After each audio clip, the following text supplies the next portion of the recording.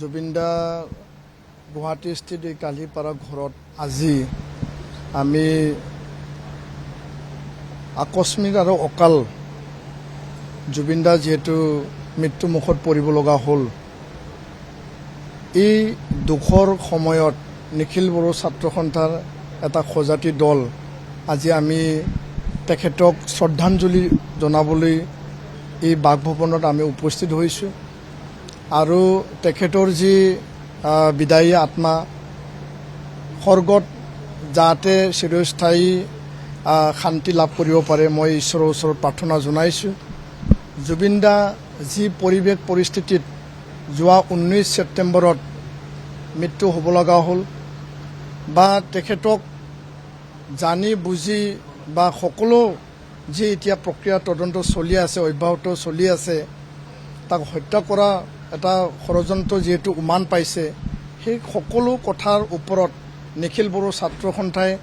আমি শ্ৰদ্ধাঞ্জলি জনোৱাৰ লগতে সেইদিনাই আমি ন্যায় বিচাৰি পেলাই অসম চৰকাৰক আমি দাবী জনাইছিলোঁ আৰু আজি আমি পুনৰ এই কথাটো দোহাৰিছোঁ যে CID তদন্তৰ পিছত SIT মানে গঠন কৰা হ'ল। SIT এতিয়া তদন্ত চলাই আছে। আমি দাবী জনাইছোঁ যে এই গোটেই যিহেতু এটা আন্তঃৰাষ্ট্ৰীয় এটা বিষয় ছিংগাপুৰ ইণ্ডিয়া অসম গোটেই বিষয়টো সামৰি পেলাই CBI তদন্ত আমি দাবী জনাইছোঁ আৰু ইতিমধ্যে মুখ্যমন্ত্ৰী ডাঙৰীয়াও এই কথা প্ৰকাশ কৰিছে যদি SIT ক'ৰবা যদি স্থবিৰ হৈ ৰয় তেতিয়াহ'লে CBI লৈ হস্তান্তৰ কৰা হ'ব। আমাৰ দাবী এতিয়াও অটল আছে যে CBI তদন্ত আমাক লাগে আৰু জুবিনদা যিদিনাখন অন্ত্যেষ্টিক্ৰিয়া কৰা হৈছিল সেইদিনাখনো আমি সোণাপুৰত যাবৰ কাৰণে আমি তালৈ গৈছিলোঁ কিন্তু ভিৰৰ মাজত আমি সোমাব নোৱাৰিলোঁ। আমি অতিকে দুখিত আৰু আজি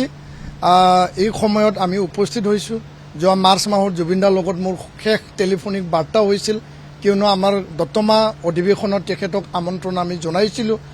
কিন্তু তেওঁ লণ্ডনত শ্বুটিঙত ব্যস্ত থকাৰ বাবে আহিব নোৱাৰিম কিন্তু 2026ত তেওঁ আহিম বুলি আমাক প্ৰতিশ্ৰুতি দিছিল। তেখেতৰ প্ৰতিশ্ৰুতি আধৰুৱা হ'ল, আমাৰ আশাও আধৰুৱা হ'ল আৰু আমি বিচাৰোঁ যে জুবিনদা অসমৰ জনজীৱনত জাতীয় জীৱনত গোটেই ভাৰতবাসী আৰু বিশ্ববাসীৰ মানে জাতীয় জীৱনত সদায় অমৰ হৈ থাকিব আৰু তেখেতৰ যিখিনি স্মৰণীয় যিখিনি মানে কাম জাতিটোৰ কাৰণে সমাজখনৰ কাৰণে অসমখনৰ কাৰণে